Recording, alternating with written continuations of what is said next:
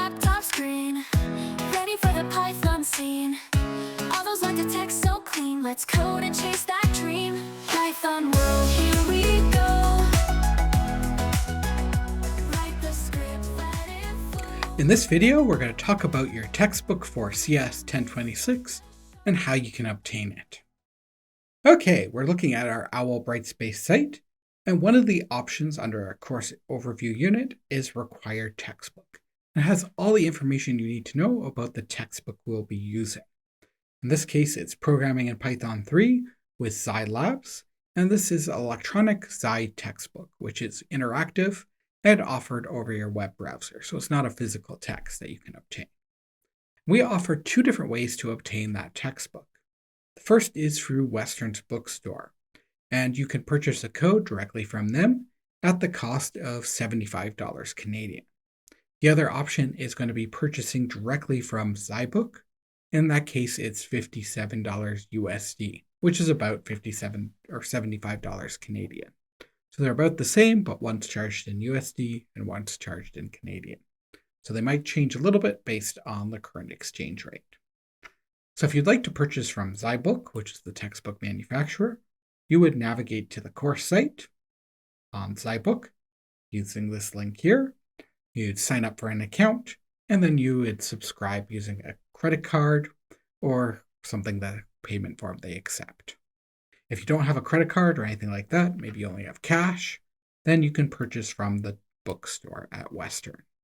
In that case, you could use their online link or go there in person, and they will give you a code to use in the textbook. You'd still sign up for an account, but instead of paying, you would select subscribe and then input that you have a code from your school. Either way, the first step is going to be going to the zyBook website. And since you don't have an account, you are going to have to create an account. You can do that with this button up here that says Create Account. So fill in all your information here and make sure that you don't check I'm an instructor. You want to be registered as a student. So I'm going to quickly fill in that information now for a fake student account.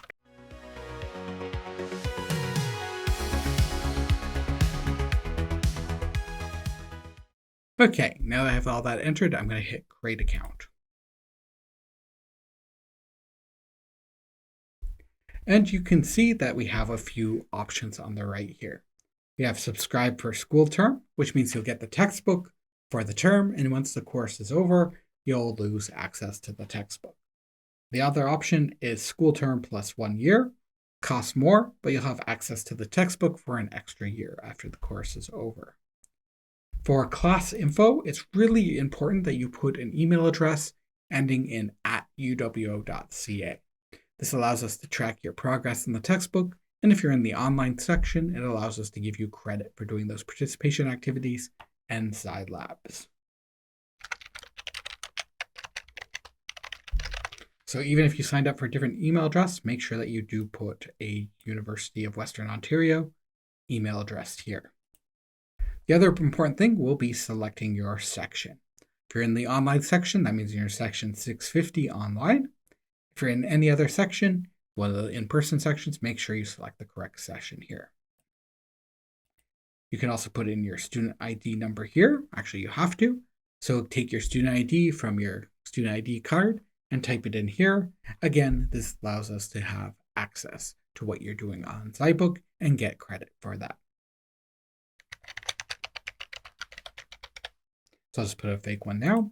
And then you can either use pay by card, which means you put in your credit card information and it will charge your credit card, or you can use an access key, for example, from the bookstore, and that will give you access to the textbook.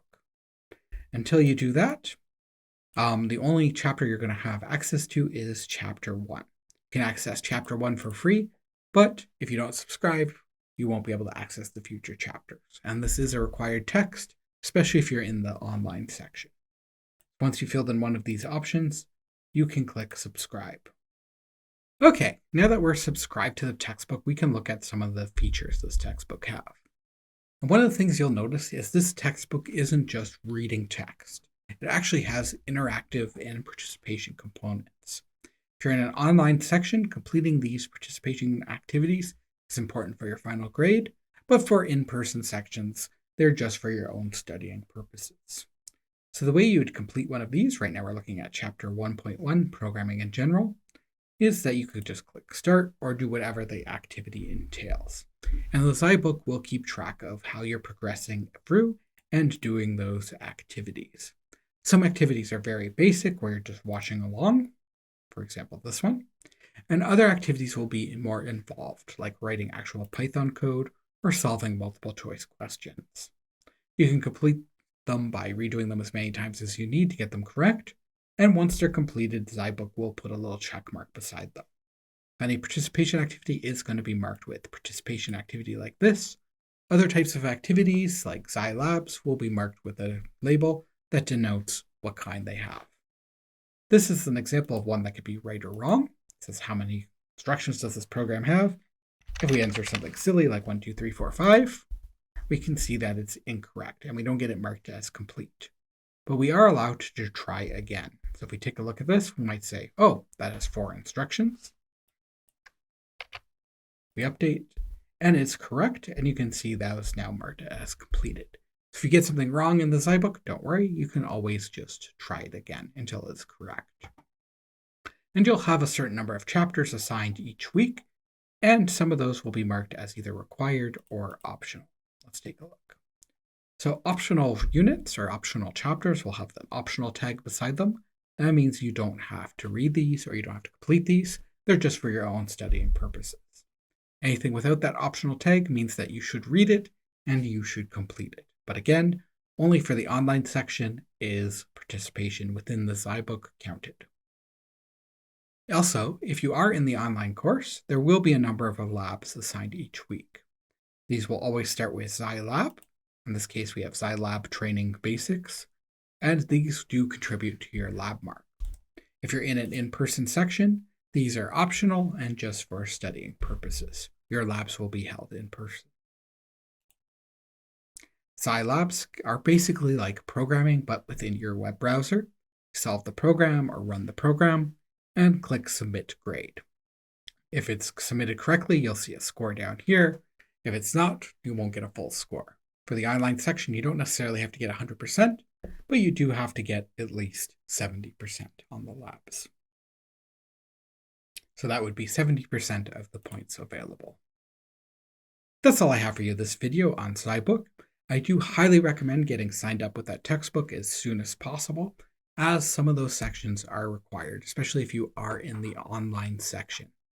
Get signed up right away, and then you can complete those to contribute to your participation mark. If you'd like to know more about how your participation marks works for the online section, please see the introduction video that covers the course syllabus, or better yet, read the course syllabus. Thank you for watching this video, and have a great day.